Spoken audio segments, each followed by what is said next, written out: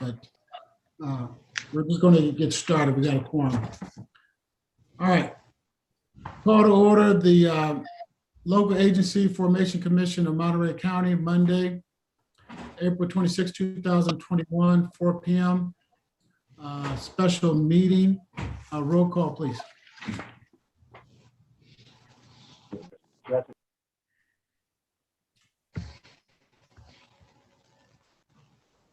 Young, you're muted.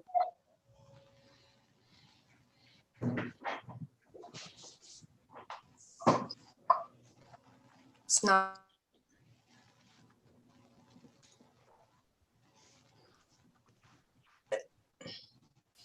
Okay, can you hear me now?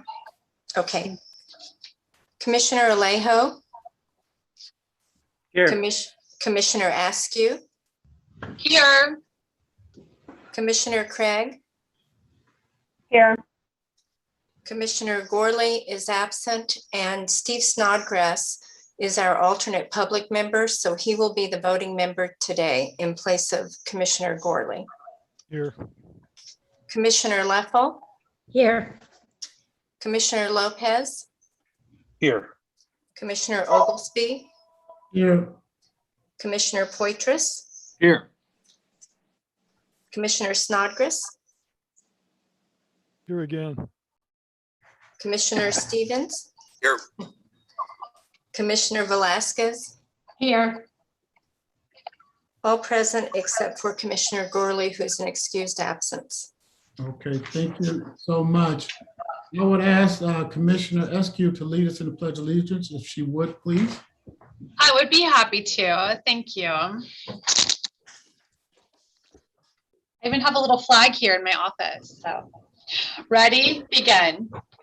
I pledge allegiance to the flag of the United States of America and to the republic for which it stands, one nation, under God, indivisible, with liberty and justice for all.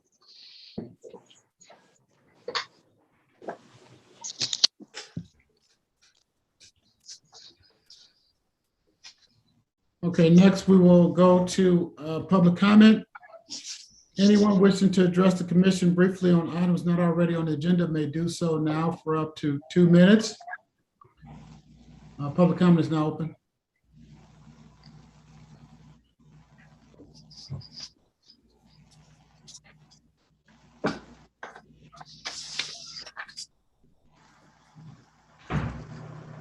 Hello.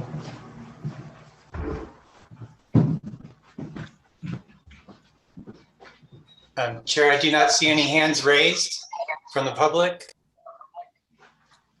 Okay, we'll keep public comment open for a few more seconds. Public comment remains open. Seeing no hands, hearing no one, public comment is now closed. Yeah. Next, we'll go to Jonathan, we may want to mute those that are not part of the commission. It's under reactions in this new format. Yeah, we want to mute those people. We want to move to closed session. We'll have our counsel read us into closed session. Thank you, Chair. We have 2 items for closed session today. The first is pursuant to Government Code Section 54956.9D2. The Commission will confer with legal counsel regarding one matter of significant exposure to litigation. And our second matter, the Commission will conduct an evaluation review of the LAFCO Executive Officer pursuant to Government Code Section 54957B. Thank you. We will now have public comment. Public comment will be open on our closed session agenda items. Public comment is open.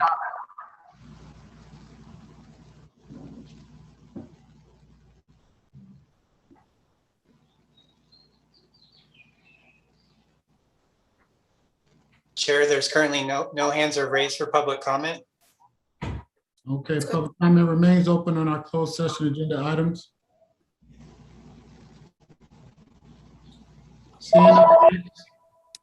Hearing no voices, public comment will be closed on our closed session agenda items.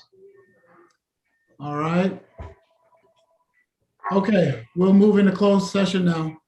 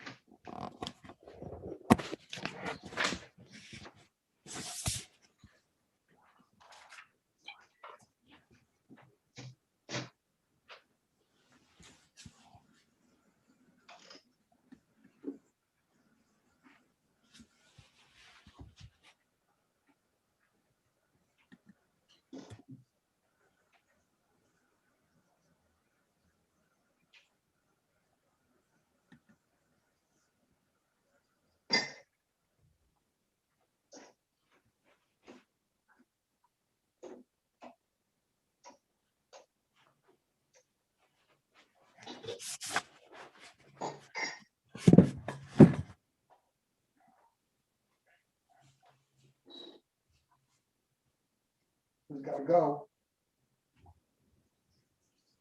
I don't know where it's gonna go, but it's gonna have to go. Okay.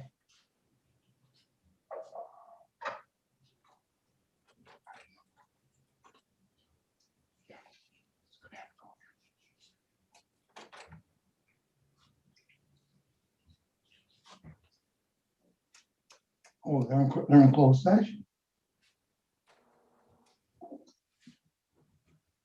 Well, I'll be ready for that.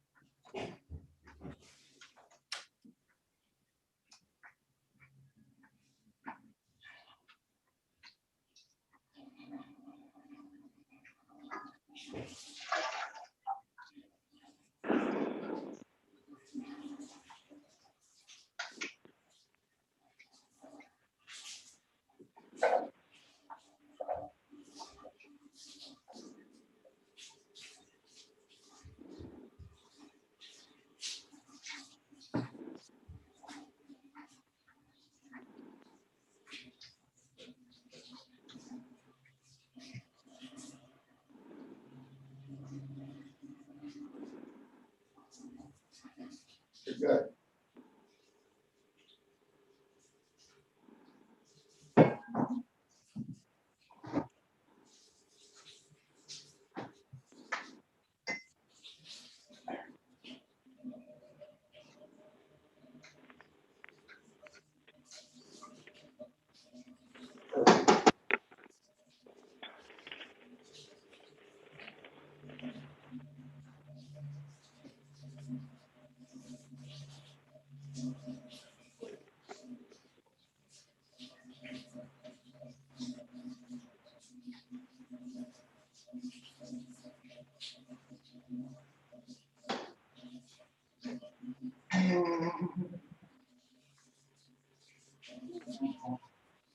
Do this panel. Oh, no, we're coming from a different place.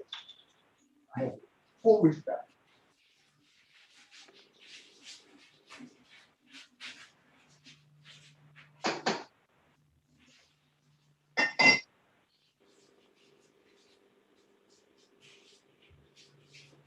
It's more like.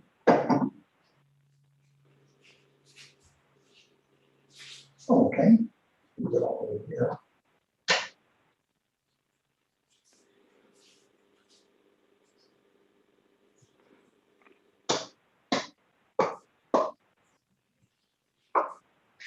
This right here. Tell me this right here. Oh, Wes.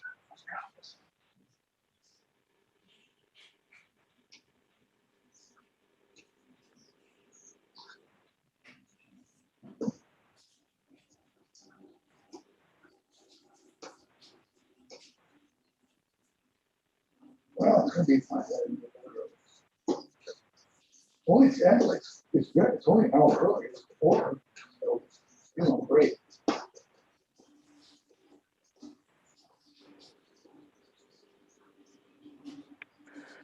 Oh dear.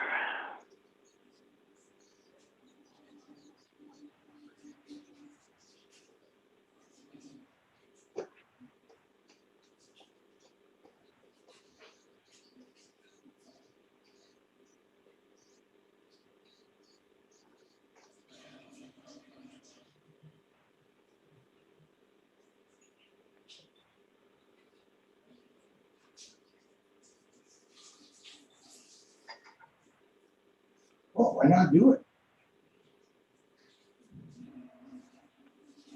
I'm not why.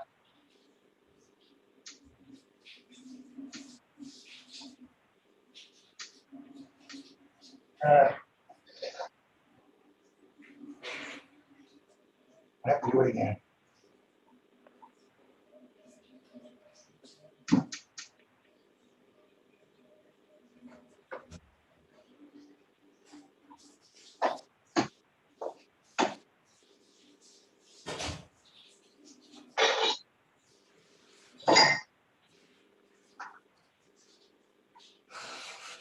Great. Gonna have to do this for a little bit.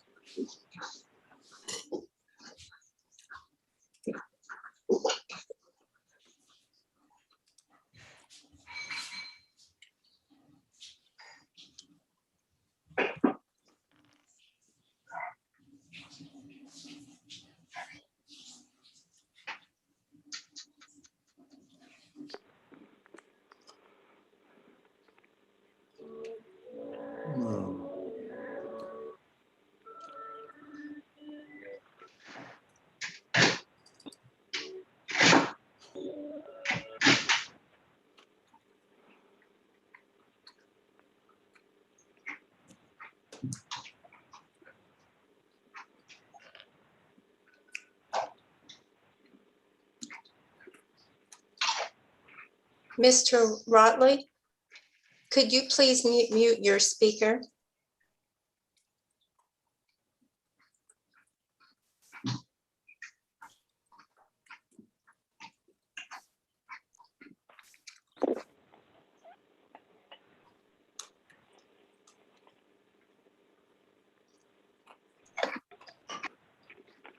Mr. Notley, could you please mute your speaker?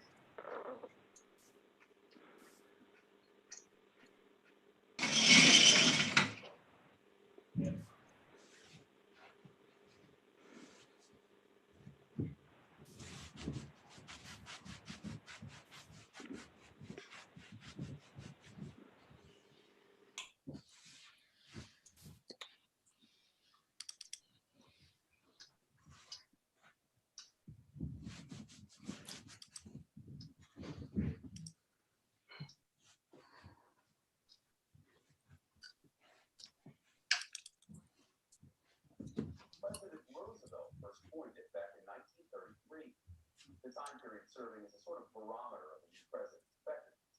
For President Biden, it's nearly up. He hits 100 days in office this week. So far, more than half of Americans say they support the president's performance. The exact numbers, 53% approve, 39% disapprove of the job he's doing. That's according to a brand new NBC News poll. Steve Kornacki has the numbers for us. Steve, what about specific aspects of the job? Yeah, Chef, some interesting numbers here. We asked people, first of all, where does Biden get his highest marks as president on what is Mr. Notley, would you please mute your speaker? Mr. Notley?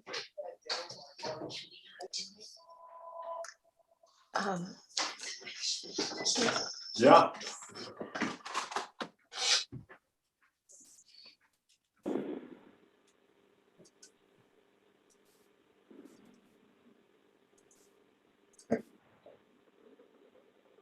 Sure.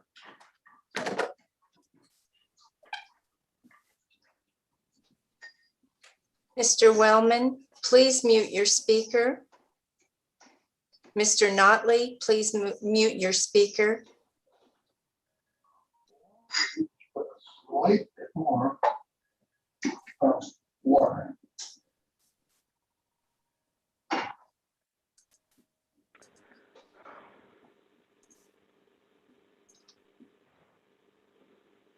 And take this.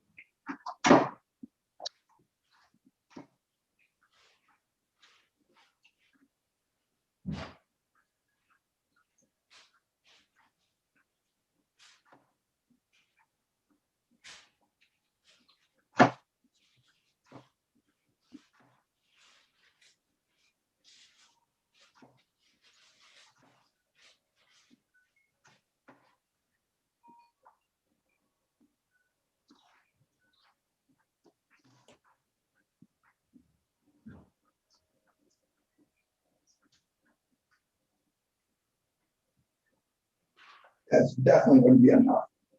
Now you go and do this. Jonathan's trying to get it in.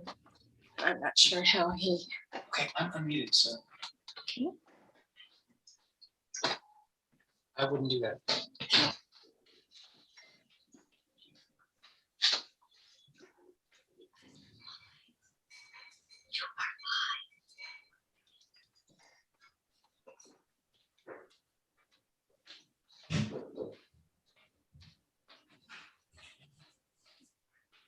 We have this time.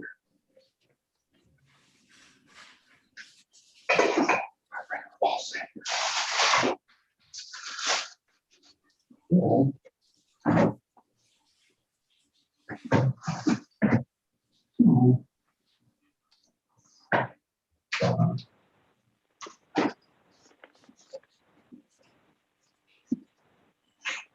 Hang up at 5 o'clock and go to 2 to Liberty and come back when the items still be on.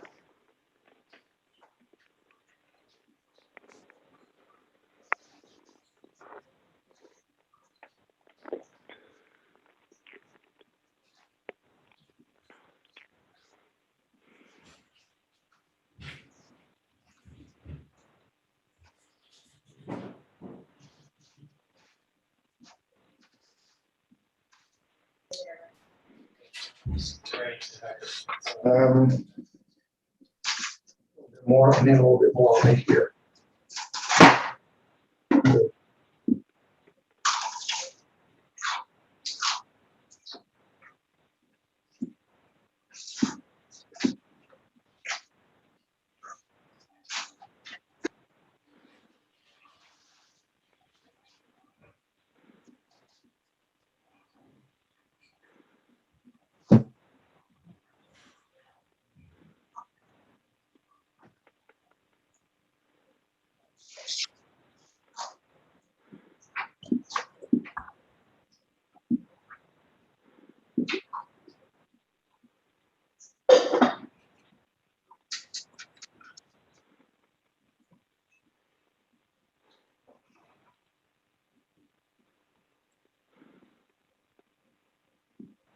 That's the best I can do.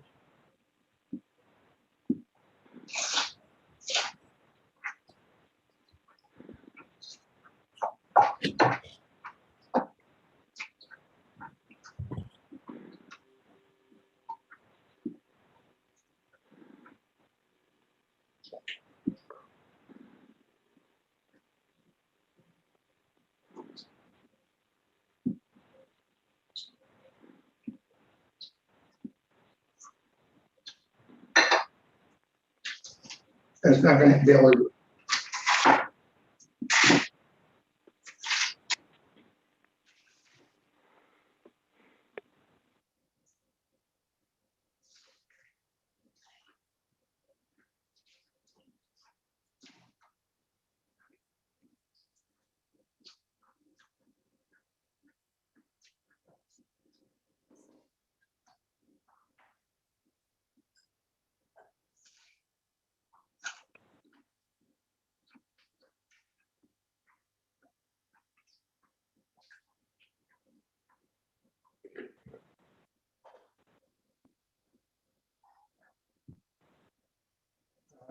Well, wait a minute.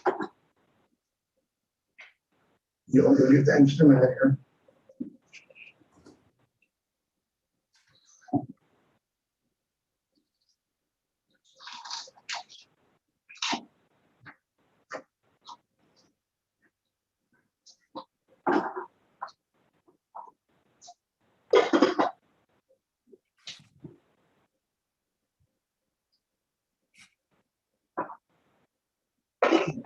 Come up better than that. No. Turn the wrong one off. You're good. These will go off.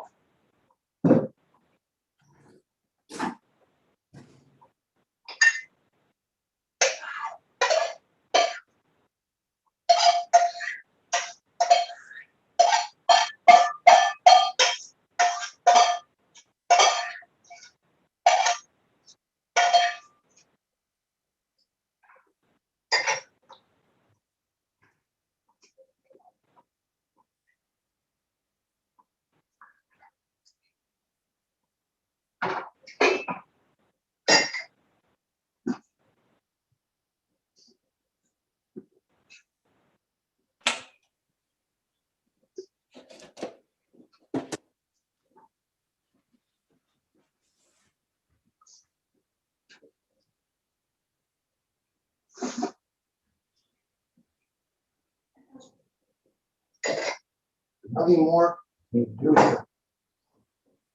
You got it.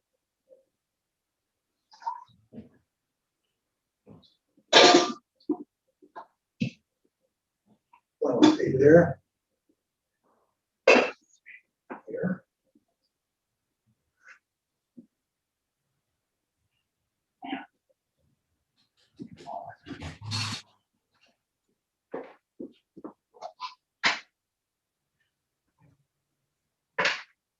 All right.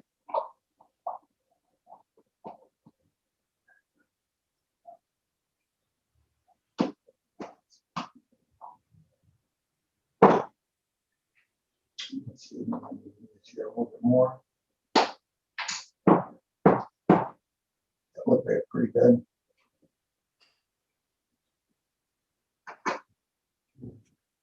$130.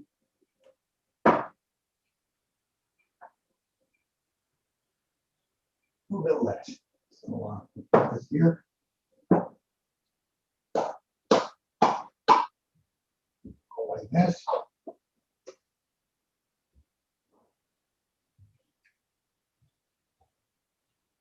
And what else that?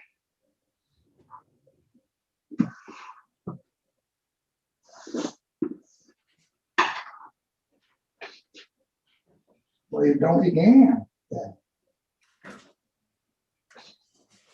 You did not see that coming. What? Why are you blaming?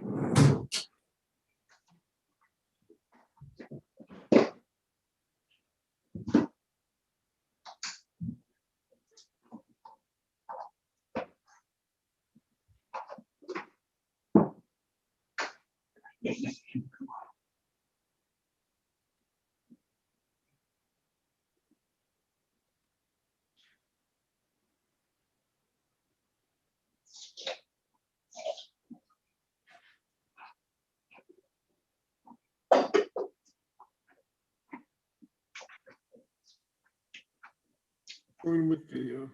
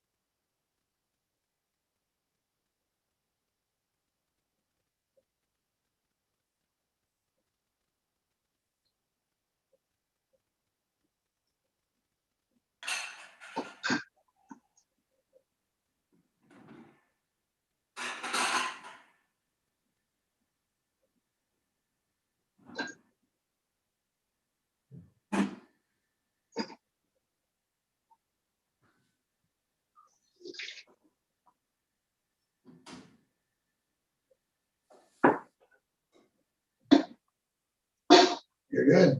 Good for tomorrow.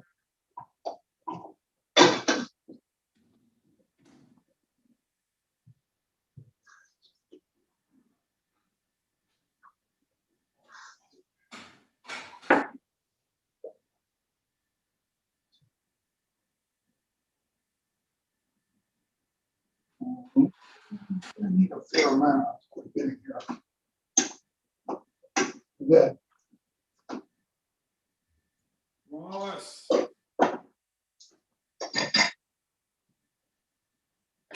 Mr. Notley, you should mute yourself. You have a lot of background noise coming into the program here.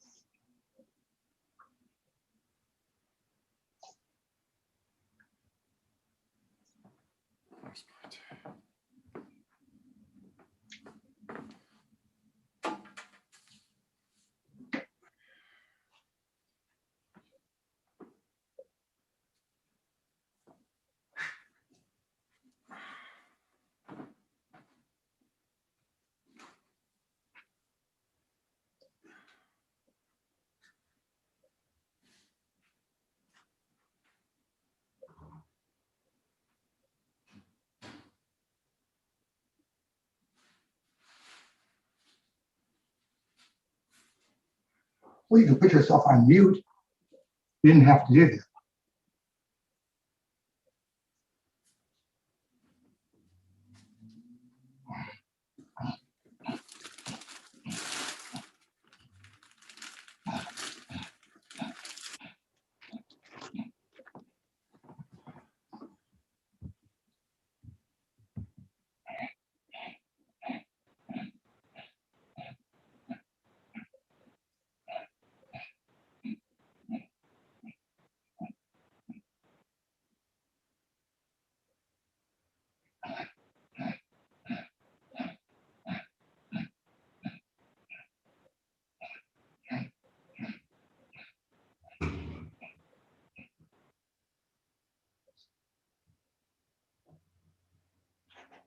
I want to be a musician.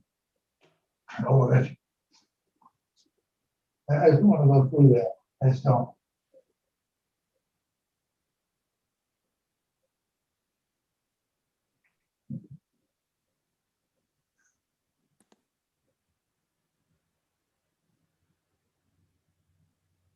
Who knows? You want me to send there?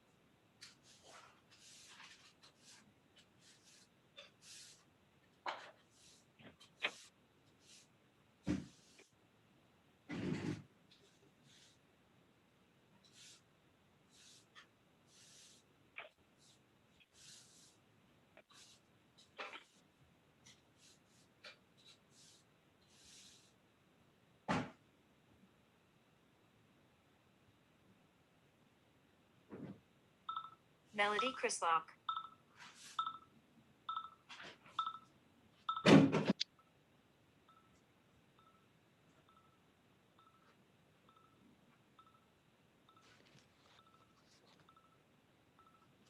Hello, Melody? Oh.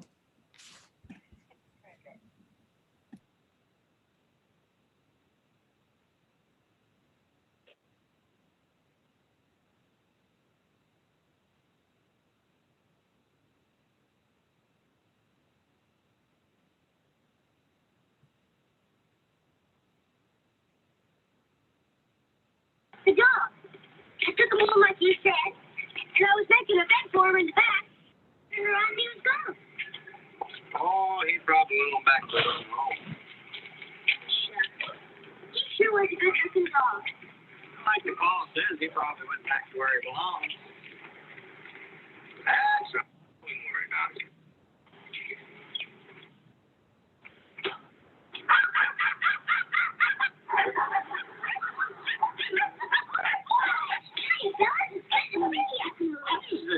That's what I like now. Is in the house at the kitchen. How can a man pay his debts as a guy who's supposed to get going on? Tie it down. Because you're tying up anyway. What the hell? I don't know. There's a little one on his pants back for not wanting your sandwiches. Serious. This skater's gonna come in here and think we want extra buns just to keep dogs. So we gotta get out of here. Well, listen, Jesus. No, you don't. You take 4 dogs. Oh.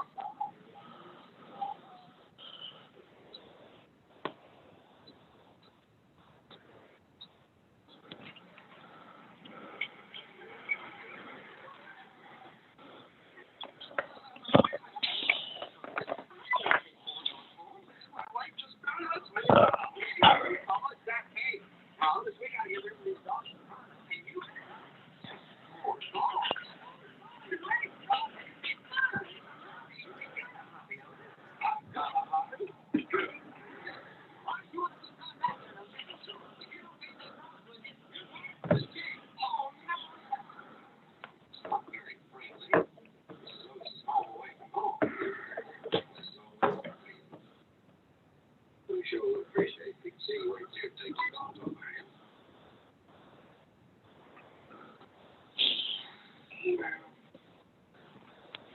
How are you?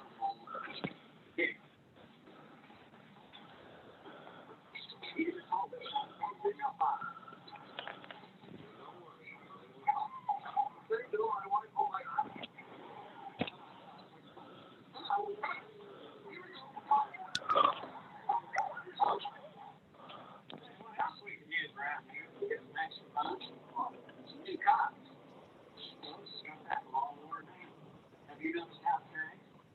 Wait this side and say this other side.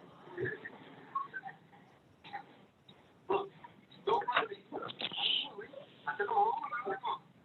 Okay, but no, I took them home and I was just about to put them in my garage. It's just a dog. Oh, that's swell. That's just swell.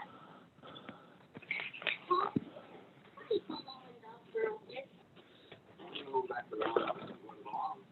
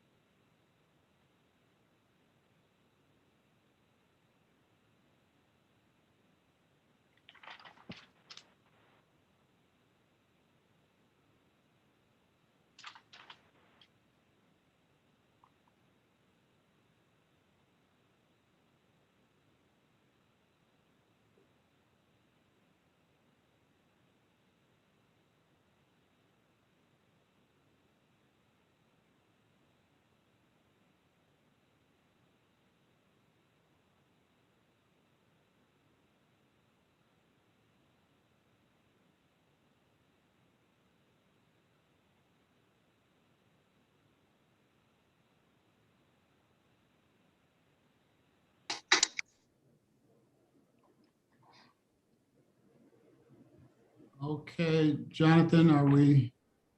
Let me know when the quorum comes back over. We've got a quorum, Chair. Thank you so much. We'll have our general counsel read us back in from closed session. Thank you, Chair. There's no reportable items from today's closed session items. Thank you so much. Okay, next we will go to the consent agenda. 2, approve draft minutes from March 22nd, 2021, LAFCO regular meeting. 3, accept notes from April 9, 2021 special budget and finance committee meeting. 4, approve warrant register of March 2021. 5, accept report on anticipated future agenda items and LAFCO studies. 6, adopt resolution to fund outside professional assistance in the FY 2020, 2021, 2022 with this recommend actions. A and B. Number 7, accept report on activities of the California Association of Local Agency Formation Commission. That concludes the reading of the consent agenda. What is the will? Chair, I would move for approval. I'll second. Mayor Craig. I heard Commissioner LAFCO and Commissioner Craig. We'll take it out to public comment. Any public comment on our closed session agenda items, or is there an item that the public want to pull?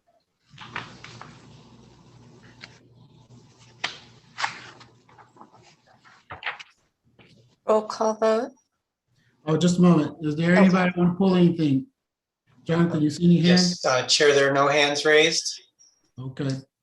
All right, public comment is closed. Roll call vote, please. Thank you, Gil. Sure. Commissioner Alejo, Aye. Craig, Aye. Leffel, Aye. Lopez, Aye. Oglesby, Aye. and Poitras. Yes. All ayes. Thank you. Thank you so much. We'll move to a public hearing. I'll open up a public hearing on item number 8, conduct authority, call a protest proceeding to consider any written protest regarding a approved annexation to Carmel Area Wastewater District, LAFCO file number 20-08. The public hearing is open. Executive Director. Thank you, Chair. And Darren McLean, our principal analyst, will provide the report.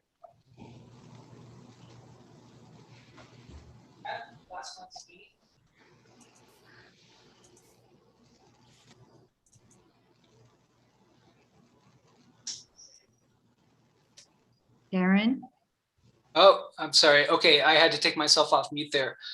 I hope everyone can hear me now. At last month's meeting, the commission approved this 925-acre annexation to the Carmel Area Wastewater District. And now, as a legally required follow-up, we are holding this protest proceedings second hearing to consider any written protests that may have been received from residents or registered voters in those annexation areas. Happily, I can report to you today that we have received no such protests.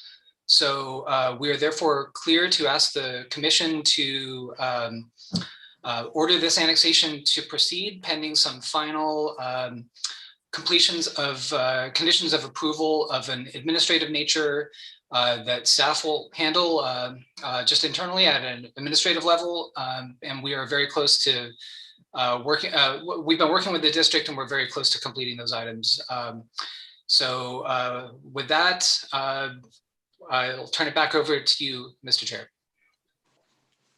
Thank you so much. We will now continue with the open public hearing and we will take public comment. Public comment is now open.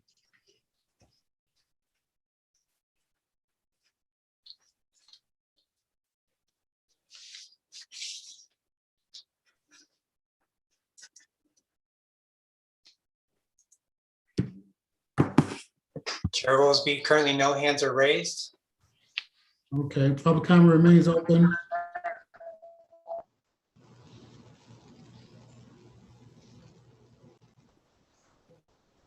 Public comment remains open. Seeing no hands, hearing no recognition, public comment is closed. Bring it back to the commission for any questions or comments.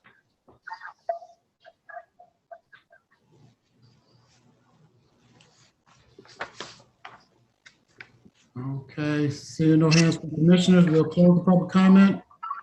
We'll move to approve the draft resolution ordering the annexation, if that's the will of the commission. Lopez So moves moved by staff Mayor Craig. recommendation. Second by Craig. I heard Commissioner Lopez, second by Craig. It's been properly moved. Second, roll call vote. Alejo, Aye. Craig, Aye. Leffel, Yes. Lopez, Yes. Oglesby, Aye. Poitras, Yes. all ayes. Thank you. Thank you. Passed, all ayes. Number 9, conduct a public hearing to consider the proposed annual budget for fiscal year 2021 and 2022. This is the second hearing. Executive Director.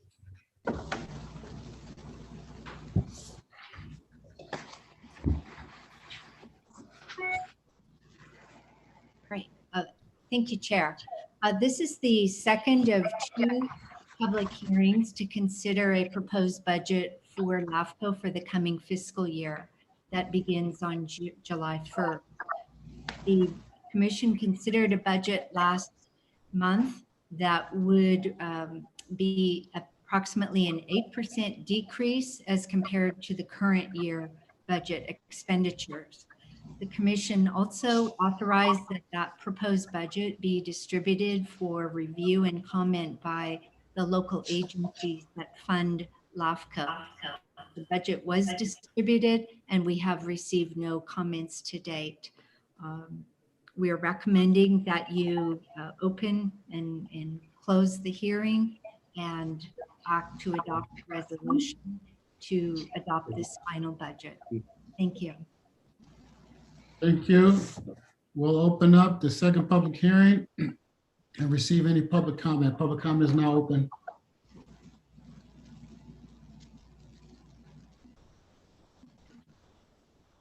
Chair Oglesby, currently no hands are raised. Thank you. Public comment remains open. Seeing no hands, hearing no one, seek recognition. Bring it back to the commission. Are there any questions, comments from the commissioners? Chair Oglesby, just from the Finance and Budget Committee, we did go over this in detail and we are recommending approval. We did, with that addition in the consent agenda, we did authorize up to $125,000 to be used from reserve if needed for outside consultants with the amount of work that's coming in and with the staff level. So just so everybody knows that that is in there and it's important that they understand that. And I really want to thank the staff, Kate and her staff, for being considerate of the fact that a lot of the districts are really going to be hurting with the decrease in tax revenue and with the operating revenue, and that they declined and they came forward in their budget with no increase in their salaries this year. So we certainly appreciate that. And as a member of one district, our district is very appreciative of the fact that they will not get an increase. So thank you. Anyone else? Okay, we will close the second public hearing. And then what is the will of the commission? I will accept a motion to adopt the resolution and the proposal. Can't get the speaker to work. I would move for approval. This is Commissioner Leffel. I'll second Poitras. It's been moved and seconded. It's muted, but I got it coming out of. Roll call vote. Roll call vote. Alejo, Aye. Craig, Like it's coming out of here, but it won't come out of there. Mr. Leffel, Lombardo, mute your phone, please. There you go. Commissioner Leffel, Yes. Commissioner Lopez, Aye. Commissioner Oglesby, Aye. Commissioner Poitras, Yes. and Commissioner Snodgrass. Yes. All ayes. Passed. Thank you. Next, we'll turn to our business item. Business item item number 10, our business item, which is Monterey Peninsula Water Management District study session and request for commissioners' direction regarding the Water Management District application proposing one, activation of latent powers to provide portable water production and distribution services for retail customers, and two, a sphere of influence amendment and annexation of approximately 58 parcels outside current district boundaries. This will be LAFCO file number 21-01. Executive Director. Thank you, Chair Oglesby. This study session item will be presented this afternoon by Principal Analyst Darren King. Thank you, Kate. Good afternoon, Honorable Chair, members of the Commission, and welcome to everybody joining the meeting today. This is a study session on a two-part proposal that we have on file from the Monterey Peninsula Water Management District. Can everybody see my screen okay? There are two elements to this proposal. The main one is number one here on the screen, activation of the district latent powers to provide potable water production and distribution services for retail customers. There is a secondary component of this proposal, which is a sphere of influence amendment and annexation of approximately 58 parcels that are currently outside the district's jurisdictional boundaries. And these parcels are in the Yankee Point area off of Highway 1, south of Point Lobos, and in the Hidden Hills area off of Highway 68. But again, the main component today is this is number one here, the activation of the district's latent powers to become a retail water provider. Today's study session is not a public hearing for the Commission to approve or deny the proposal. It is intended as an informative, educational opportunity for the Commission to learn more about this proposal and to hear directly from the district and from others here today. And it's an opportunity for all parties to ask questions and make comments. What is a latent power? On your screen here, you have the legal definition from the Cortese-Knox-Hertzberg Act. Basically, the idea here is that these are powers that a district can legally do, but is not currently doing. And under state law since 2009, there's a requirement that LAFCO approve these new services before they can be carried out by a district. And the essential idea underlying it is that LAFCO serves the public interest by ensuring that the district will have the resources and capabilities to provide the service that it is proposing to carry out.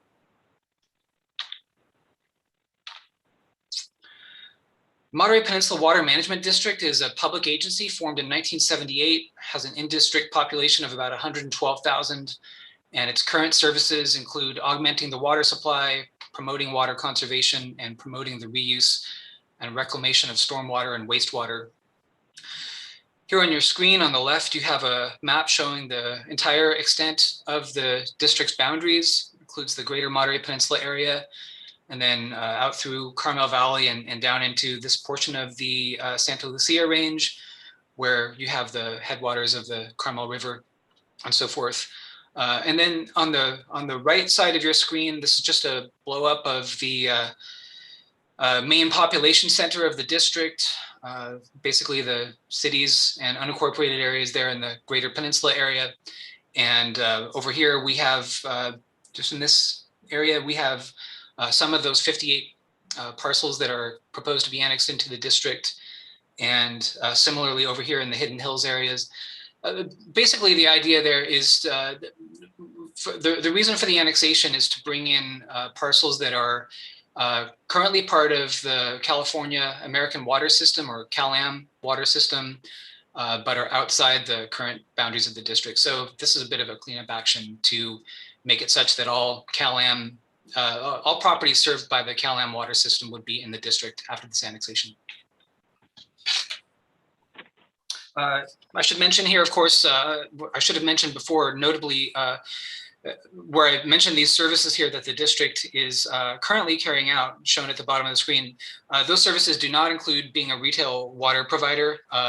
This would be a new service if the district were to become a retail potable water supplier on a large scale, which is why we have a proposal on file from the district and why we're here today talking about this proposal. Just by way of additional background information, as most of you probably know, this proposal is a follow-up action to Measure J that was approved by district voters in November 2018. That ballot measure directed the district to pursue acquisition of Cal-Am's privately owned Monterey water system. Again, Cal-Am is a private investor-owned utility whose position is that the water system is very much not for sale. The fact that the voters directed the district to undertake a feasibility study and to pursue acquisition of the water system, either through a negotiated purchase or through eminent domain, the fact that that was approved by the voters does not waive or set aside state law requirements for obtaining LAFCO approval in order to take on a new or different class of service or a latent power. So those requirements for LAFCO approval of a latent power activation remain applicable. And just lastly here on this slide, I've mentioned that if approved by LAFCO, the district would therefore be able to proceed with pursuing acquisition of the water system, either through a negotiated purchase or through eminent domain. There is no guarantee that that would be a successful effort. It would be subject to either a negotiated purchase settled agreement type of situation between the district and Cal-Am, or an eminent domain case under California state eminent domain law, which could take 3 to 5 years or more. And again, the district's, or rather Cal-Am's position is that the water system is not for sale. But the main point here is that if LAFCO does ultimately approve this proposal at some point as part of a notice public hearing, that does not mean that would be the end of the process that was envisioned by Measure J, and that this whole undertaking pursuant to Measure J. In other words, it would be a step along the way towards ultimately a decision by the Water Management District's Board of Directors to continue to pursue this acquisition through eminent domain or through a voluntary purchase. But any approval by LAFCO of this proposal in the future would not be the end of the process. It would be a step along the way.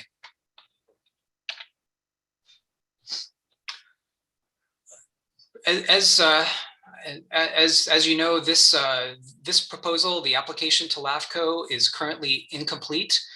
We LAFCO staff issued our incompleteness determination letter on March 28th. That letter attached 4 agency comment letters that we received as part of our referral out to a wide group of affected agencies and interested parties. A couple of those letters touched on the subject of a loss or reduction in property tax revenue that would occur if this currently privately owned system were to become under public ownership. And that's something we may discuss as part of the study session today. In addition, our letter discussed the subject of today's study session, that we would be placing this on the agenda for today's meeting, and that there would be a planned request for commission direction to LAFCO's executive officer regarding any additional information that the commission may consider necessary prior to acting on this proposal, sort of above and beyond or in addition to the items that we had included as application completeness matters in that letter. I'd just like to mention also that since the time of that completeness letter, we have received additional written comments from Cal-Am's attorneys, particularly George Sonoff from Manat Phillips, the law firm representing Cal-Am in this matter. We received their original letter on April 14th. We have received a letter basically rebutting Mr. Sonoff's letter. We received that letter from the Water Management District on April 21st, and we received an additional response to that letter on April 22nd, which was Thursday of last week, which was too late to make it into our packet, but we have distributed that most recent letter from Cal-Am's attorneys to the commission. In short, we have received a lot of written input already to date today, and we expect to get a lot more good substantive input today for consideration through the course of this study session, which really brings me to my last slide, which is recommended actions for today. We are recommending that the commission conduct this study session regarding the district's proposal with the session today to include informational presentations by staff and district representatives, public comments and questions, and commission discussion. We are also asking the commission to direct staff to continue this item to the Monday, May 24th regular meeting, next month's meeting, to provide direction to the executive officer regarding any additional feasibility related or other information the commission may deem necessary in order to carry out its statutory responsibilities regarding the district's application. I'd also just like to mention here, it's also very possible as another reason for the recommended continuance to next month. It's very possible that we will have received a revised application from the district by that time, which would help inform the commission's direction to staff with how to proceed with this application. But other than that, the reasons for the requested continuance are, as we mentioned in the executive office report for today, which is basically that having the additional time will benefit LAFCO's process by allowing for a more thorough evaluation and consideration of all submitted information, and the additional time would also give staff and council a chance to consult further with the district. So that's really it for today in terms of my introductory remarks. I would just like to lastly mention that in terms of next steps, one or more public hearings will be involved with the commission's consideration of this proposal. The schedule for those will have to be determined, and it really depends on when we're able to find the application to be complete. So again, that's it for my introductory remarks here today, Mr. Chair. I would ask that the Chair recognize Mr. Dave Stoll, the General Manager of the Water Management District at this point, to be followed next by, we would ask that the Chair recognize George Sonoff on behalf of Cal-Am, who has submitted a couple of different letters for consideration by the Commission. And we think giving him the ability to provide some comments today early on in the session will help inform today's discussion and benefit outcomes in general. So that's it. Thank you for bearing with me here through these slides, everybody, and I'll turn it over to you. Thank you so much. A lot of information, but it was well laid out for us. Just so the public has an understanding of what's going on, I will recognize the district, Mr. Stoltz, and then Mr. Sonoff from Cal-Am, and then we'll go into public comment.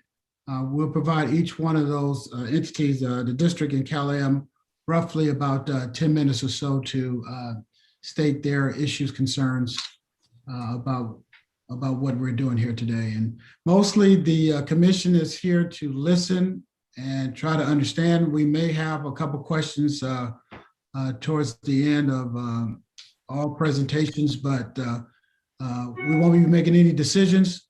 So we'll take it from there. Recognizing Mr. Stoltz, are you ready? I am. There you go. Great. Can you hear me okay? Yes. I'm going to share my screen. And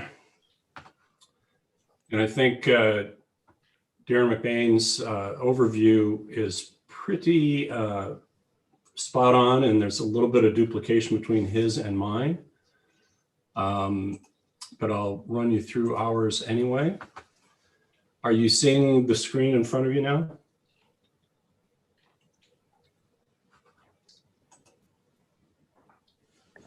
No, your screen's not sharing yet. Not sharing yet. Okay, go back here.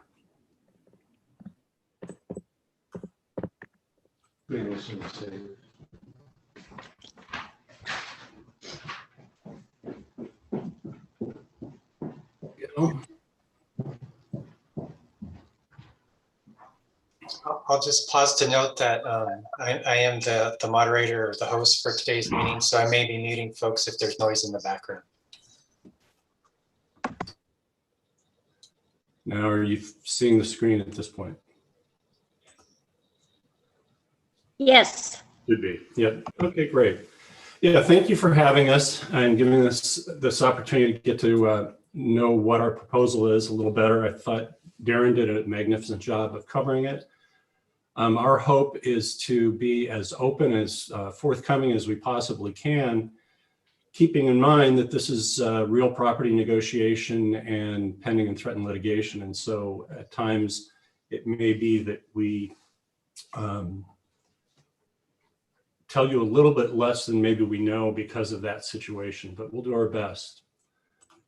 As Darren pointed out, Measure J did pass in November of 2018, somewhat resoundingly, 56 to 44%. And the key element of Measure J was that if and when feasible, our district was directed by ordinance passed by the electorate to secure and maintain public ownership of all water production, storage, and delivery system assets and infrastructure providing services within our service territory. The theory of why it would be in the public interest is that under public ownership, it might be lower cost to operate while still providing the same or better quality of service with greater transparency and governance at the local level. So that's the theory. We haven't proven all this out. That's what the courts are for.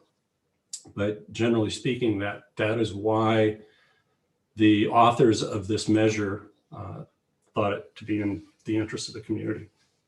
Why are we here at LAFCO? Darren has laid this out. We need to annex some parcels. As he pointed out, it's mostly housekeeping. And then to activate our latent powers, which were given to us statutorily or legislatively in our formation back in the 70s. But now, because of the way things have evolved, we need those activated. So here's a map showing some of the overlap, a little bit different than what you saw earlier. The yellow area is CalAm's main system. There's a little piece of purple. Let me see with my cursor. That's the Ryan Ranch system. This is the Bishop system. And then the red is Hidden Hills. So collectively, that's the project area. Our proposed acquisition would exclude the 5 satellites: Garrapatta to the south, Chular to the east, Toro and Ambler immediately to the east, and Ralph Lane to the north. Those are water satellite systems. There are also wastewater systems provided by CalAm, both inside and exterior to our service area. And our boundaries is the dotted line. That's a little challenging to see, but you can see, similar to what was shown earlier, here's the watershed area of the Carmel River, and then here's predominantly the service area. The 33 residential connections in Yankee Point and the 9 residential connections in Hidden Hills and vacant parcels that surround them comprise the 54 total parcels. And they can be seen here. This is Yankee Point. So here's Highway 1. And there are these parcels, the red line is the district's boundary. The blue line is California American Water's boundary. So these parcels just somehow never made it into our service area when we were created. And then over here, this is Laurellis Grade, the red, and this is Rinconada Road. So it's kind of almost at the apex of the hill coming across from Highway 68 to Carmel Valley Road. And these parcels additionally were left out of the district service area when our meets and bounds were established. So activation of latent powers, here's too many words on a page, but the district law was the legislation that created the district in 1977. And there's three basic sections of the district law. Section 325 that gives us powers to do quite a number of things: irrigation, domestic, fire protection, municipal, commercial, industrial, recreational, water development and delivery. 326, which authorizes us to fix, revise, and collect rates and charges for such services. And Section 308, which also provides authorization to fix and collect charges. So the activation that we're seeking is, as was laid out, to be in a position to produce and deliver through the distribution system potable water directly to retail customers, as well as to authorize us on a regular basis to fix, revise, and collect rates and charges for that service.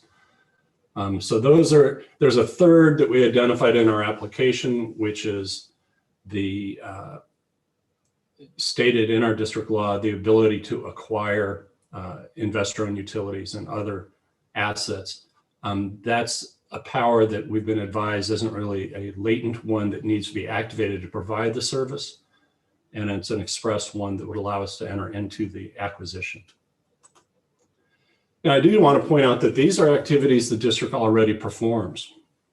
Production of water for treatment and sale, treatment of raw water to potable levels on our sites. We don't presently fulfill that role as a certified water employees, but we do have the facilities on our sites. Storage of treated water, sale and distribution of purified recycled water, water quality monitoring and reporting, maintenance and so forth. You can read down the list: customer outreach, customer service. We have a billing system. So suffice to say, much of the activity surrounded in activation are things that we already perform. The one bullet that you don't see on here is distribution and sale of potable water to retail customers. We have a team of experts, very good, not unknown to California Americans attorneys.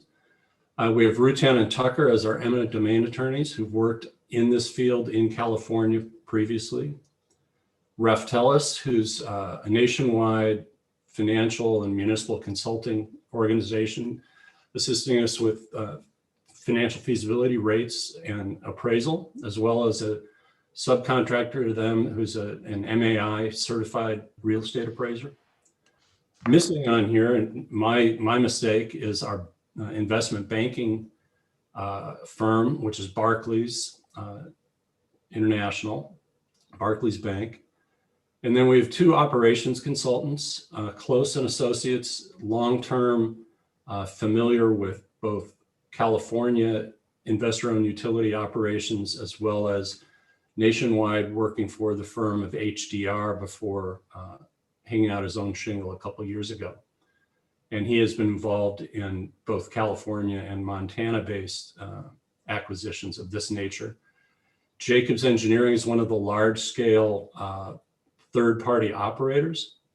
Our goal is to actually, if our board decides to move forward with this, would be to integrate the existing CalAm employees and service providers into our organization, so there would be very little change in the operations. But if push came to shove and we're unable to do so, then we have looked at third-party operations. And then finally, Rincon Consulting did our CEQA work. We did do a full EIR, as mentioned in our application. And this team, is really solid. I just want to give you the confidence of knowing that it's not just, us at the district kind of winging this thing. We've got pretty much the A team, an all-star team of folks working on this. So as was mentioned earlier, the LAFCO review is just one step on the process. The process so far was with the election in 2018, followed up the following November with a large-scale public hearing on the results of the financial feasibility modeling, which determined it is financially feasible to acquire and operate. In October of last year, we completed the CEQA review as well as accepted operations plans. We're now in front of you, hopeful that maybe by this summer we have your approval and we've answered all the questions that you could possibly have. We will dust off and update the full appraisal in order to apprise our board of what value should be put on a bona fide offer. And assuming that that offer is rebuffed and our board wants to continue going forward, they would hold a hearing of public necessity with findings, which would then initiate a condemnation action. Sometime next year, hopefully, we would then be in front of a judge determining if in fact we do have the right to take the system as in the public interest. And then that would be followed by a jury trial to establish value. So prior to that jury trial, the appraisal would be updated once again. During the course of this whole process, either a permanent water supply solution will be permitted and move forward and become part of the asset pool, or maybe not. I know that there's been some concern about waffling. I think it's just more important to say that we can't make an offer on something that doesn't exist. But we had anticipated that this process would have a permanent water supply solution as part of the assets. So whether that is the case or isn't the case will affect any bona fide offer that gets made later this year. So by way of introduction, that's what I have for you here today. I thank you for your time, and we'll take any questions. And we have our General Counsel, Dave Laredo, is on this call as well. So we should be able to field anything that you may want to throw at us.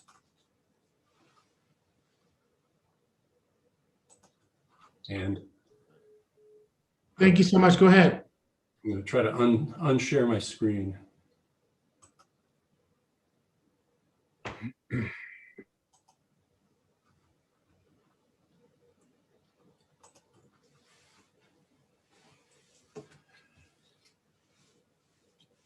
Oh, there we go. It's the big red thing.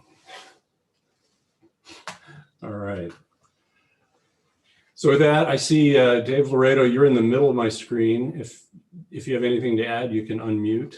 Otherwise, we'll take the commissioner's questions or staff. Or no, my role is just to answer questions that may be posed to me. Okay, thank you. Next, we'll go to Cal-Am's representative. Mr. Sana. Yeah. Thank you very much. Appreciate the opportunity to talk to you this afternoon. The Monterey Peninsula Water Management District is a special district that was created to help manage longstanding problems of water supply in the peninsula area and to finance public works projects. As the existing municipal services review report says, it is a water resource planning/management entity. And that's what the district has done or tried to do for over 40 years, manage water use and help finance public water projects within its territory. The district is now making what is really an audacious proposal to transform itself into a retail water service provider for 100,000 people. Mr. Stolt showed some of the things that they do today, but they are in no way comparable in size or operational magnitude and detail to what they're proposing to do now. The district has no experience to or present capability to operate and maintain the water system. Its proposal would entail a massive expansion of its operations its workforce, and its budget. All those would grow by something like 400 or 500%. The district's plan is to attempt to get the water system through eminent domain and then hire away CalAm's existing employees to run that system. It would leave CalAm to operate some wastewater systems and what the district calls central satellite water systems just outside its borders that together serve thousands of Monterey residents. It would be the largest, most expensive eminent domain taking in the state's history, involving payment of public funds of at least $500 million and probably closer to or exceeding $1 billion. Just attempting the eminent domain taking will risk losing tens of millions of dollars of taxpayer funds. And that's set forth in the letters that we sent using the district's own slides, what they call financial exposure from failure of their eminent domain effort, which they estimated to be $15 to $20 million if the valuation doesn't work out for them. It's higher than that. That's a low estimate.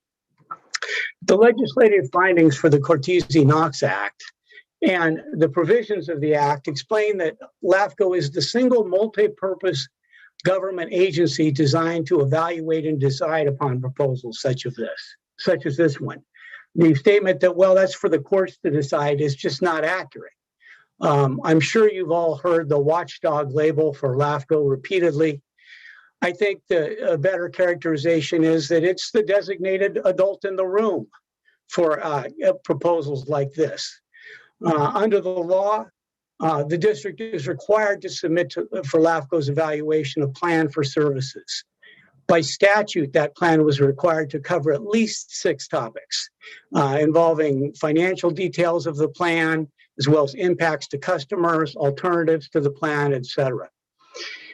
Your staff in its March 28 letter explained that the district's plan for services lacked the specificity and the required information as to 4 of the 6 topics. And that letter was right on the mark. The information was woefully inadequate. Among the things missing was a demonstration of how the loss of property tax revenues, removing CalAm as one of the largest property taxpayers in the county, would affect government agencies who receive funds from CalAm's tax payments. On behalf of CalAm, we've also submitted letters, as been mentioned, providing additional explanation of the topics that really need to be examined if and when the district submits an application that meets the legal requirements. The second letter we sent was just last Thursday, as Mr. McBain mentioned, and attached to that letter were some excerpts from the legislative history from 2009. So 12 years ago, when the Cortese-Knox Act was strengthened specifically for proposals like this, for special district proposals to expand. And that legislation was AB 2484, and I included it because the district continues to reference Measure J.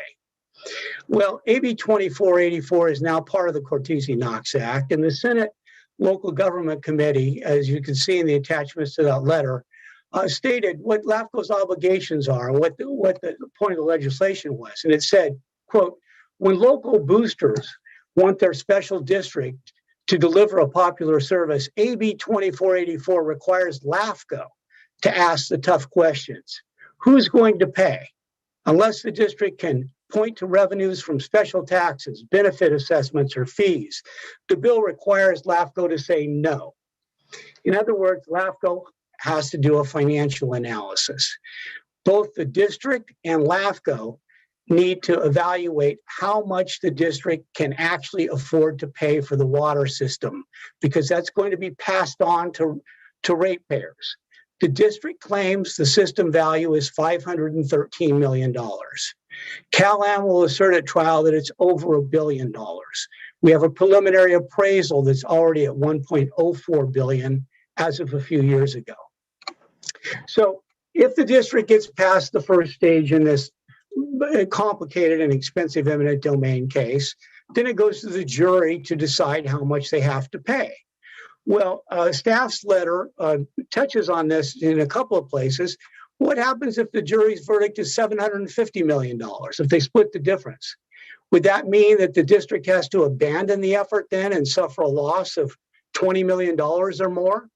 That's according to its own financial exposure slide, what would happen if they had to abandon. Who's going to pay that? The district needs to do that analysis as part of its proposal and submit the information to LAFCO for consideration. And the potential loss of this, it's existential for the district, and it must be evaluated.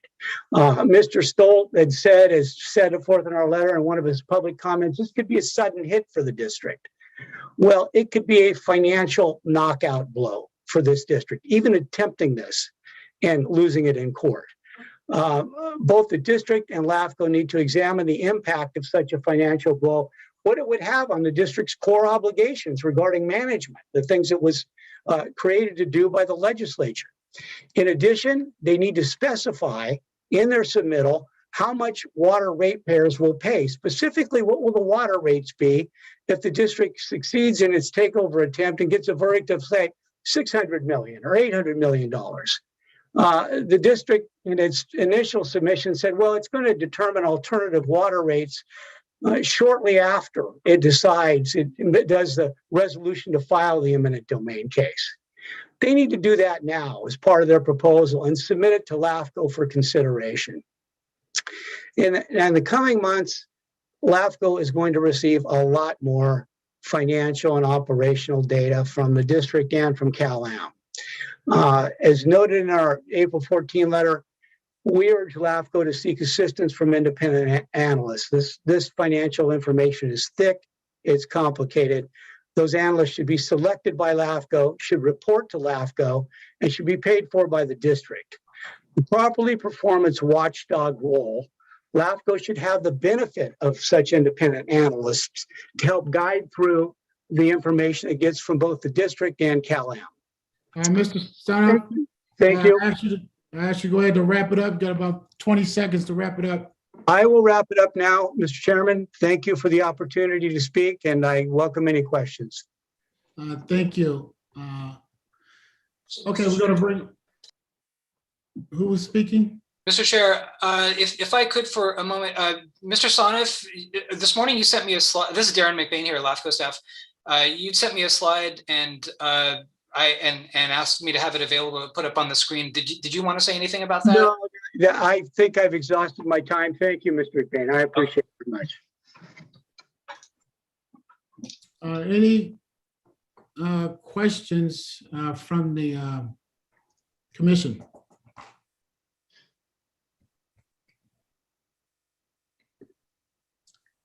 I don't see any hands from the commissioners. Any commissioners want to ask any questions? I have some questions, but I'll do it after public comment, Ms. Cheryl Woolsby. Thank you so much. Any other? Don't see any hands. We'll take it out to public comment. Public comment, well, before I open it, in the interest of time and allowing everyone to speak, we have quite a few people that want to speak. I'm going to limit your time to 2 minutes. Again, we're just getting background information. We're not making any decisions. So just tell us what you want us to know. You should be able to do that in 2 minutes. So I'm limited to about 2 minutes. Public comment is now open. Jonathan, go ahead. Thank you, Chair. I will name folks off as their hands are raised and their time runs down. First off, would Melanie Chrislock please unmute yourself and speak for 2 minutes? Yes, can you hear me? Yes, we hear you. All right, thank you. Melody Chrislock. I am the Director of Public Water Now. When Public Water Now put Measure J on the ballot, we did so because our research showed that CalAm's profit would cover the cost of acquisition without raising the cost of water. And that with public ownership, sooner or later, the cost of water would drop. Our water costs under CalAm are the highest in the country and rising.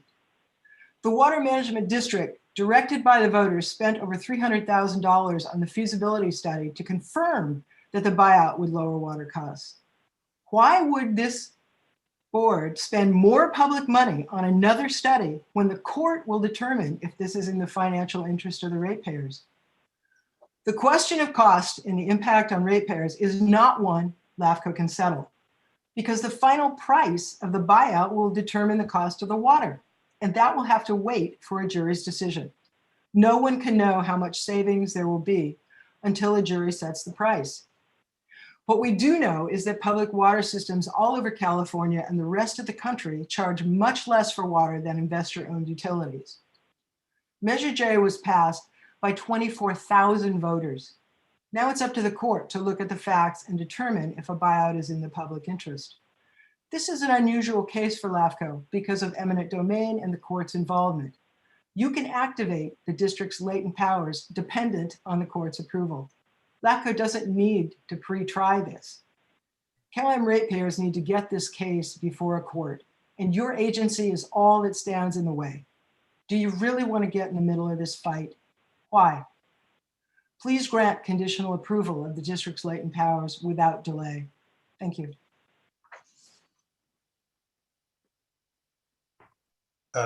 Thank you for your comments. Next up is Rick Error, and I apologize if I misspoke your last name. That's okay. Everyone gets it wrong. My name is Rick Hoyer. I'm president of the Monterey Peninsula Taxpayers Association. We're very concerned with the overall proposal and the fact that costs haven't been adequately reviewed. We urge you to do your job in its entirety. And that includes looking at different scenarios. How is it going to be financed if the court says it's 900 million, if it's 500 million? There's been a woeful lack of where's the money going to come from if the rosy pictures being painted don't come to be. Your job is to help make sure all the aspects are looked at. I think your staff did a great job looking at what needs to be done to have a complete application, and the process needs to be followed. And you all, I look forward to future meetings with you all holding a comprehensive aspect and true financial analysis of this being done, not what we've seen to date, which has been woefully, woefully inadequate. Thank you. Thank you for your comments. Next up, we have someone participating through the phone. Please press number ending in 312, 831 area code. And good afternoon. Can you hear me? Yes. Oh, thank you, Your Honor. Margaret Ann Coppernall, please support the Water Managed District by granting, when it comes before you, approval for activation of its latent powers to provide potable water production and distribution services for retail customers to ensure the will of the people. Please honor your fellow commissioners whose constituents are directly affected by this action and future vote. Citizens want just and public water. The water district operates with the utmost integrity, and I have the highest respect for them and David Stolt. So I want to thank you for your good job, your wonderful job that you all do for our community, and I thank you for this opportunity to express my concerns. Thank you so much. God bless you. Thank you for your comments. Next up, we have Susan Schiavone. Thank you, and you said my name correctly. Susan Schiavone, I'm a board member with Public Water Now.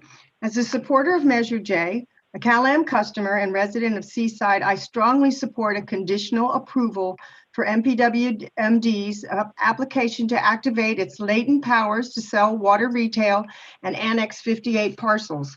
A conditional approval respects the district's legal option for a judicial determination or a negotiated acquisition of the water system. The court will address LAFCO's financial concerns, and should the findings be negative, makes that conditional approval null and void. This will save and avert a large unnecessary expenditure of public funds and time. The district is legally mandated to follow Measure J's directive, supported by an overwhelming majority of voters in the CalAm service area. The district diligently studied the feasibility of a buyout and legal ramifications. The district carefully approached this in terms of fiscal responsibility and affordability, and would not have proceeded to this step if determined to be infeasible.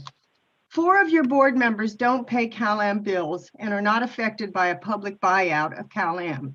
Please listen to those affected. Under CalAm, we pay the highest water rates in the country, subsidize their acquisitions, pay for water we didn't use, and face outrageous increases. Average residential bills of $100 plus are now estimated to double or possibly triple. Many Peninsula bills are $300 or more a month. This is an existential threat to low-income residents and seniors who can barely afford the cost of living on the Peninsula. The voters have called for a public water utility to remove the profit motive in providing water. Over 88% of water systems in the U.S. are public agencies. Any issues you've raised will be addressed in the court proceedings and decided by the judicial system. Please conditionally approve this application. Thank you. Thank you. And next up, we have Michael Bear. Can you hear me? Can you see me? Yes, we hear and see you. Okay, I'm gonna read this. Cost is not your job. Boundaries and retail service provider is what you're deciding. And as far as the specific details of the water district's plan to become the retail provider, I am not up on all the details, but I have been following this issue since before Measure J, Measure O in 2014. And I can say from years of experience attending water management district meetings that the district has a highly competent staff, which consists, particularly when they're protecting and nurturing the Carmel River and its steelhead, and monitoring the supply and demand budgets down to the very acre foot for the entire Monterey Peninsula. Mr. Stowe ably manages the organization along with a state-recognized award-winning accounting staff. They're an awesome, and we're talking about visibility. The board is also highly educated and informed, being ably led by its chair, Mr. Alvin Edwards. I have every confidence that the Water Management District can provide a superior service at a lower price than the profit-taking approach of over 5 decades of CalAm's mediocre and expensive service. I am glad to see LAFCO vet the water district to ensure that the retail operation plan is the best that it can be when CalAm finally turns over the keys, or at least when we go before the court. You have vetted it thoroughly to make sure it is a great plan. Thank you for your attentive efforts on this issue. Thank you for your comments. Just a note, if you're participating through the phone today, if you press *9, it will recognize you that your hand is raised. Currently, there are no hands raised that haven't spoken already. Okay, we'll keep public comment open a few more seconds. Make sure we capture everybody that wants to speak.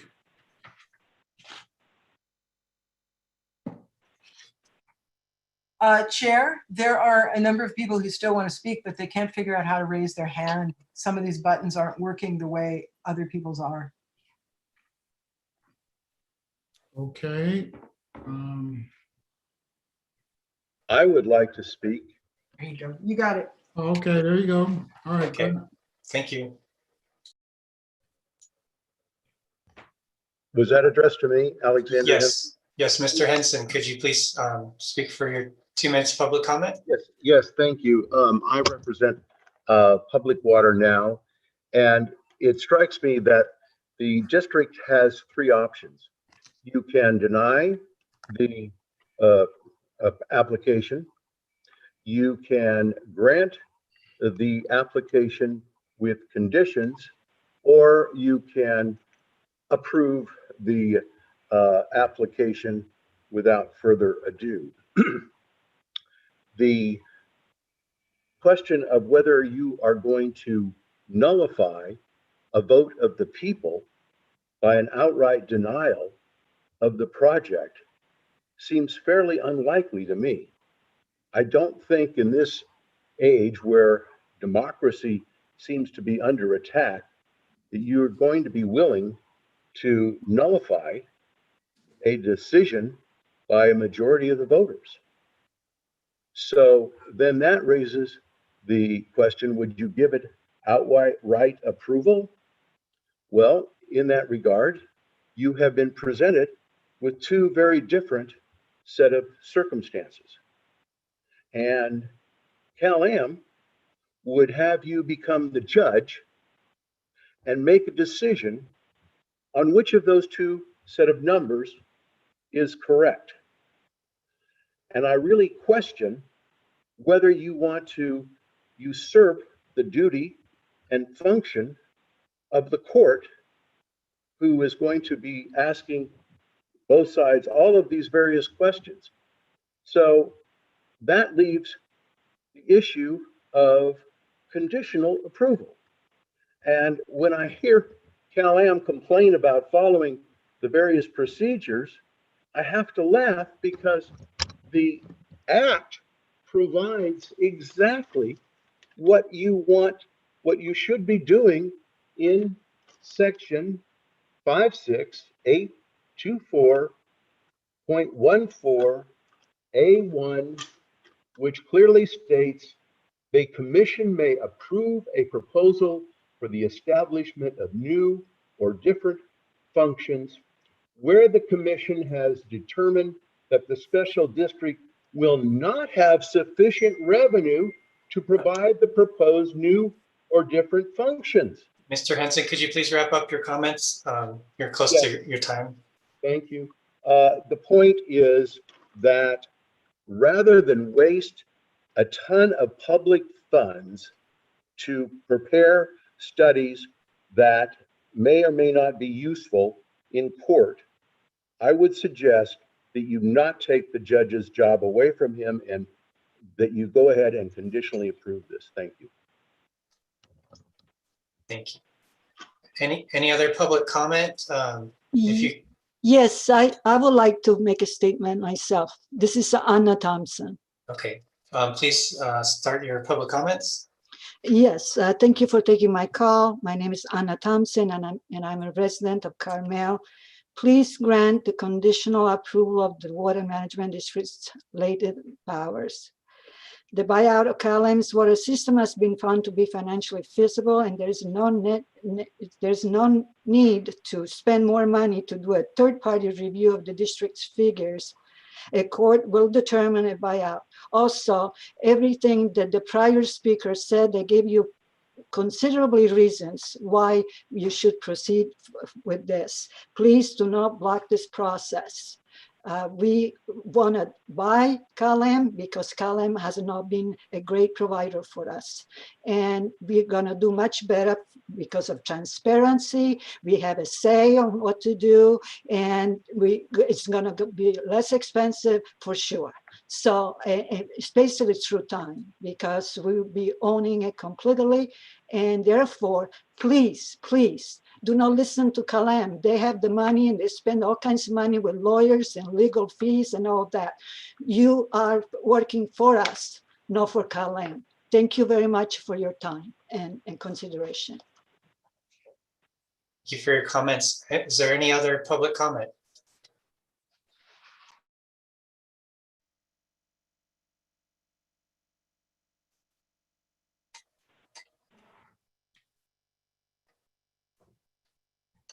Okay, if you can't find the raise hand function, you can unmute yourself and let us know you want to comment.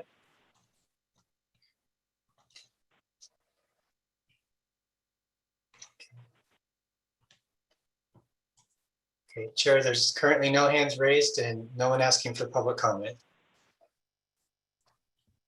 Okay, I'll keep it open for a few more seconds to make sure this is a public hearing, a listening session, and the commission wants to be open and transparent.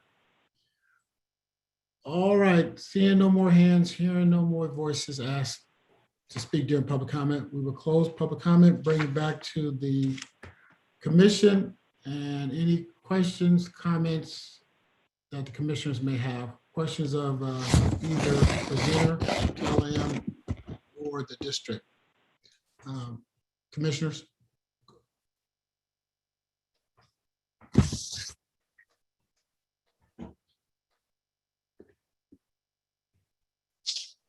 You see any hands, Jonathan? I can't see all of us. Yes, no hands are up for commissioners at the moment. Oh, I see Supervisor Alejo. Yes. Thank you.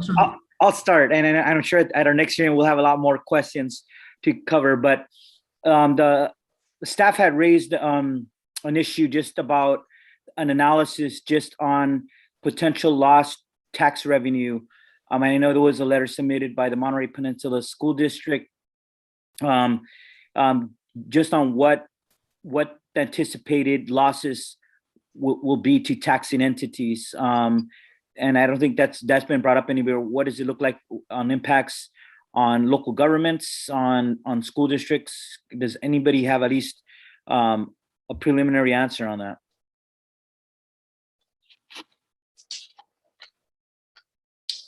I could take a stab at that, Mr. Chair, or at least take the first effort at that.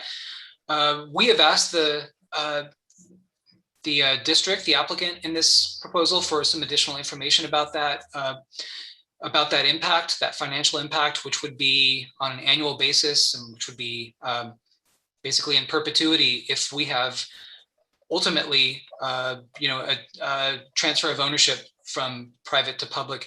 It looks like, based on preliminary information so far, the annual loss of revenue would be somewhere in the range of $1.5 to $2 million. It may be a little more than that. It may be a little less than that. It's probably not less than 1.5 million. It's probably closer to somewhere in the range of $2 million per year. What we really don't have at this point, and both the district and LAFCO staff are coordinating and working with county staff in the auditor controller's office and other parts of the county, other departments of the county. What we don't have at the moment is a breakdown of what that impact would be to each individual agency, and what mitigation strategies might or might not be available to help soften that blow. Do you, Mr. McBain, do you think at our next hearing we will have more of that information? I don't know if the county assessor could provide a more accurate number, but I thought the other letter was from the Monterey Regional Fire District. So here we have two special district and a school district who said they don't oppose, but if there's not a way to replace those funds, they would not be in favor of this change, because obviously they would lose significant funding. But I think for all commissioners and for the public, it would be important for them to know what's going to be the overall impact, and then what districts, schools, or fire services would then be directly impacted. I think that's kind of part of our fiduciary responsibility too, is also analyzing in making decisions, having the full scope of answers, all the most updated information that would help us in making determinations on whether this moves forward or whether these impacts need to be better answered and addressed to us all and to the public. We're definitely hoping to be able to, through the chair, we're definitely hoping to be able to develop a better estimate of that per, agency by agency impact, what that would look like. I don't know for sure that we will have it by the time of next month's meeting, but that's something we're actively trying to get a better handle on. I would just clarify, or add on that it would be an estimate based on today's circumstances, today's assessed valuation. For example, levels of assessed valuation in the current year, and it would be based on how those tax revenues are currently distributed out to all the taxing agencies. And as we discussed, it's quite possible that an ultimate decision on whether this transfer will go forward could be several years out in the future. So those numbers are going to continue to change no matter what, although it is a goal of ours to have a better estimate of it based on what we know right now, based on today's information. Thank you. And my last question for now is just going to this core issue, whether an audit about the cost and its impact to potential ratepayers in the future would be. I know, the Raftelis seem to recognize that it was like basically an early, I guess it's an early estimate, but not an accurate audit of what the real potential impacts could be. And obviously in a contested issue like this, the applicant had an estimate above over $500 million. CalAm's estimate in the value of a takeover is over $1 billion. But there may be potential scenarios of in between those numbers in any adjudicated case before a court. And nonetheless, it seems there is a way to make an analysis on what potential scenarios on potential scenarios and what impacts in each of those could be in terms of fees to ratepayers. As I think the core question is, as some of the members of the public raised, where the costs are paying out, but if there's significant cost to this overall effort, those costs to ratepayers could even be more significant than what they are today. And I think those answers haven't been provided because I think some of the early numbers just have estimates. But would that be something that at our next meeting we would have a more accurate picture or does then that really pose the question of whether an independent audit and evaluation is needed beyond just the Reftilis report that seemed to recognize its own limitations?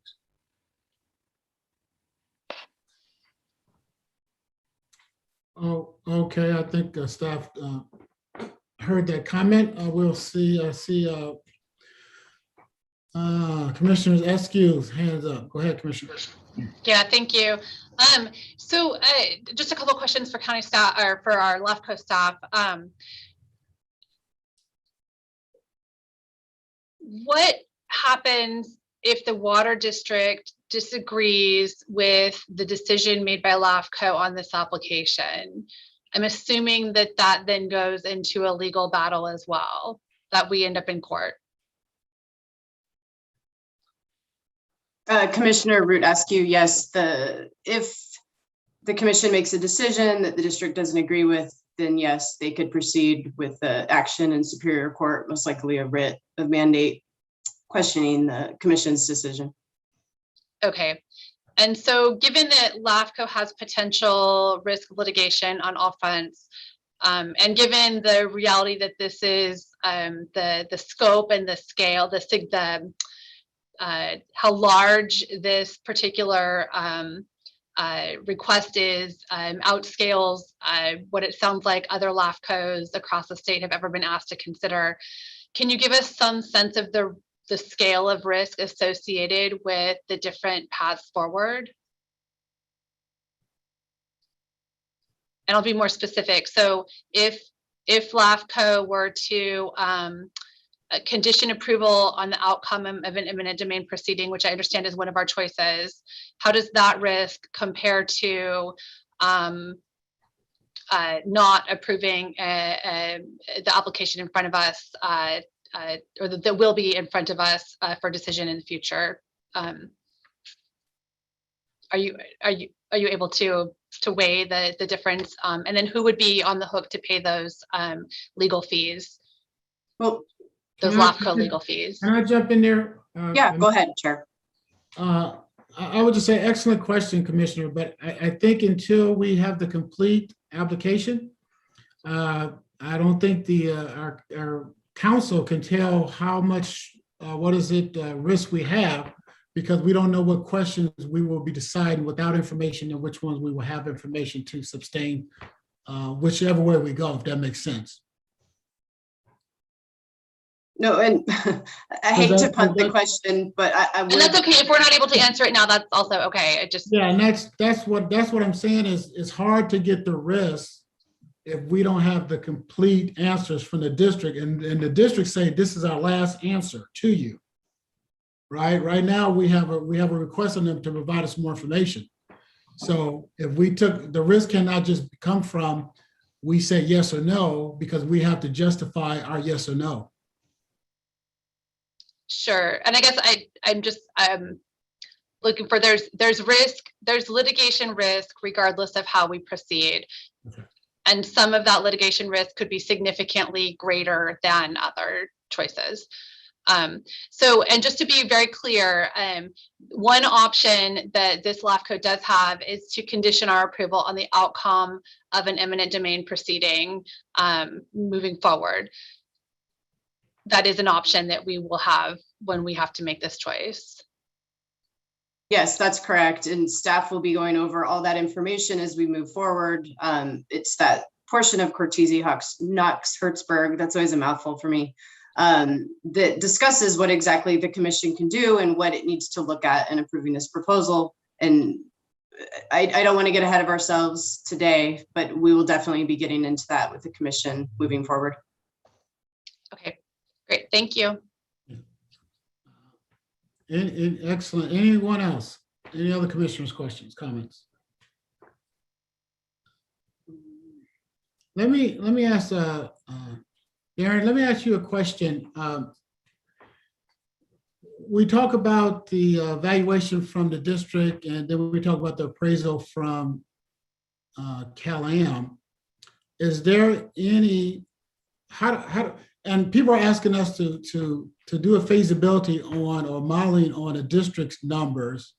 Is there any request or thinking from staff that we need to figure out, is Cal-Am's $1 billion a true number? Where are we at on that end of the spectrum? Well, it's a complicated question. I don't think there's any simple answer to that, Mr. Chair. I mean, we have received an application from the district. I mean, that is the information that the district stands by. It's based on substantial evidence. It's based on expert input, and we have received kind of a counter evaluation by the owner of these assets, by Cal-Am, and it's a complex question, deciding how best to proceed with that. No, I'm asking, have you guys talked about how to firm up if Cal-Am's appraised value is a true number? That's either you have or if you haven't, because we're being asked, we're just talking about it, but the commission is being asked to model from the district's $500 million all the way to what Cal-Am say they're worth. So, if we're going to talk about modeling somewhere in between there, how do we know that the $1 billion is a true number? And you may not have an answer to that. I don't have a straightforward answer for you, Mr. Chair. I mean, basically the differences in those two valuations or estimates are based on different sets of assumptions and different weighting that's given to different ways of calculating a value, and how best to proceed with the information that we have on hand is something that we think needs more discussion with council and more review by staff before recommending anything to our commission specific in terms of how best to proceed. Okay, thank you. Anyone else? Commissioner Snodgrass, please. Mr. Chair, just a comment about your question earlier.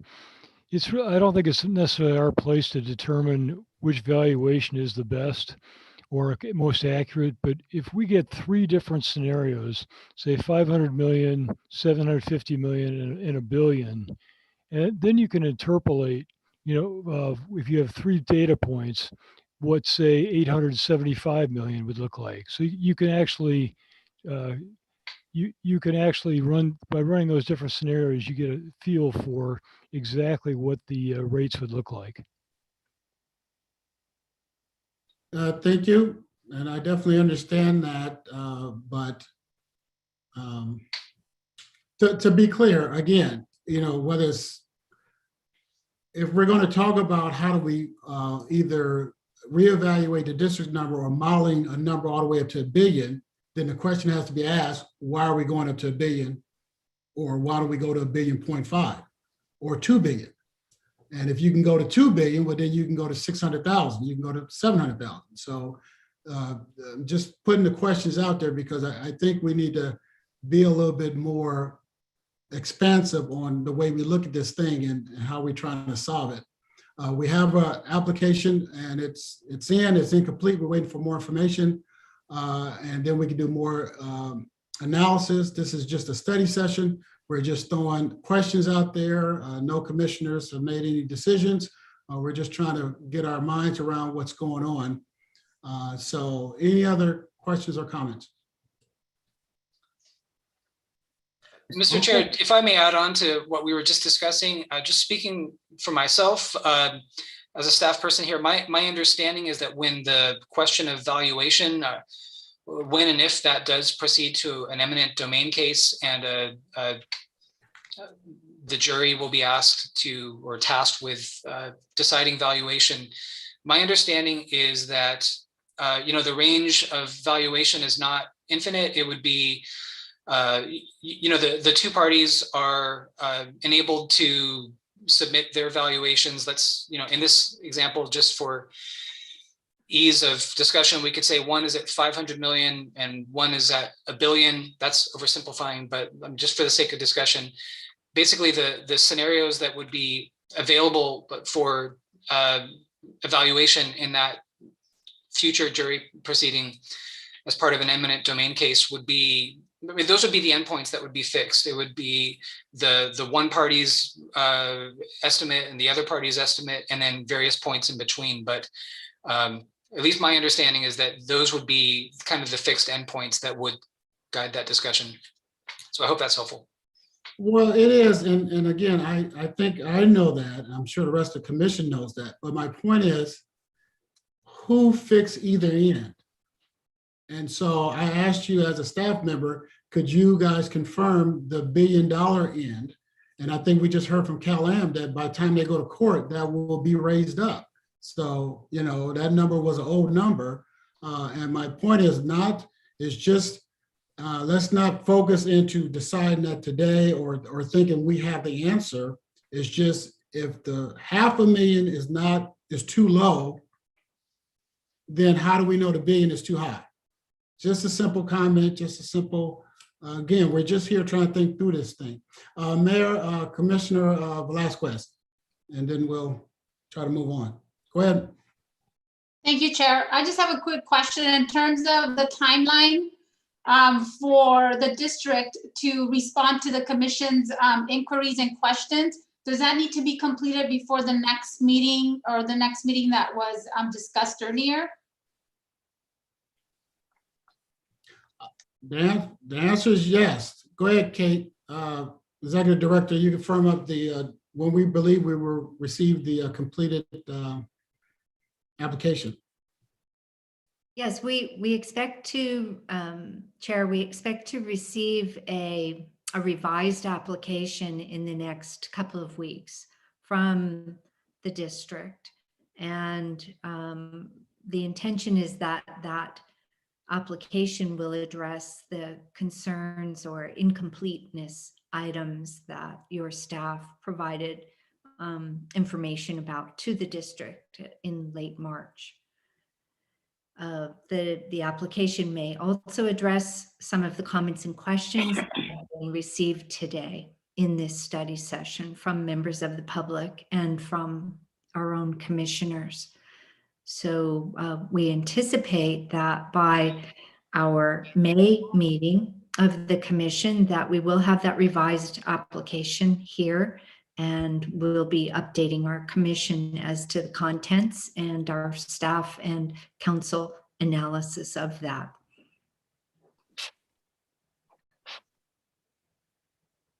Are you good, Mayor? Okay, thank you. Any other questions from the?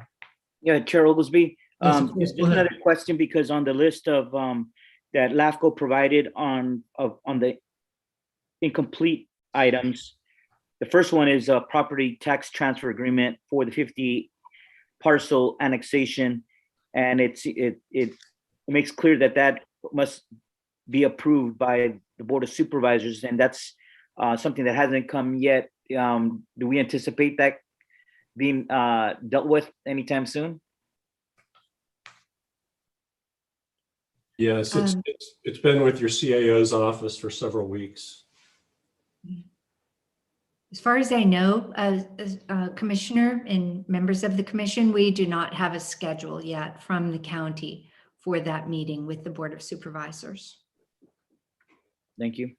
You're welcome. Anyone else? All right, I believe that's said. Executive Director, go ahead, close us up with any comments, any information you want the commission to hear.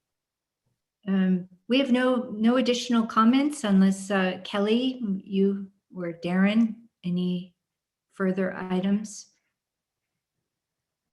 I believe that we've received excellent questions and comments today from members of the public and from our commissioners. So thank you all. Okay, thank you. We'll move on to the executive officer's communication. I have no additional communications to report. Thank you. Thank you. All right, we'll go to commissioners' communications. Don't see any hands, any comments from any commissioners. Mute yourself, chime in. Okay, no one. All right, there being no, did someone say anything or did someone just sneeze? There being no further business on the agenda, this meeting will stand adjourned. All right, thank you so much. Thank you. Thank you. Great job, staff. Great job. Thank you.